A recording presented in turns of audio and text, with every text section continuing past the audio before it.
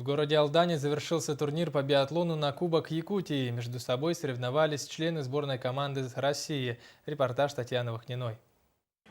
Спортивные поединки на лыжных трассах Алдана в разгаре. Завершающей битвой стали межрегиональные соревнования «Кубок Якутии». В спринтерской гонке померились силами члены российской сборной по биатлону. Для них состязания явились контрольными, ознаменовав завершение учебно-тренировочных сборов в Алданском центре подготовки лыжников. Самое основное то, что здесь это ранний снег, рельеф дистанции, и я подчеркнул бы условия проживания, питания, размещения, условия для тренировок. У нас сегодня имеется великолепный стрелковый тир.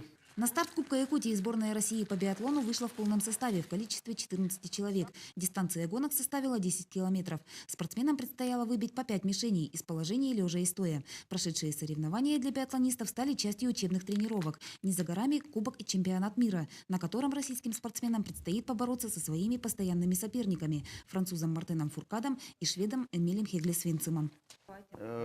Я не вижу никаких проблем ни со Свенсеном, ни с Фуркадом, абсолютно. У нас спортсмены достаточно достойные в плане борьбы с этими спортсменами. Просто нужно нам поймать кураж молодым спортсменам.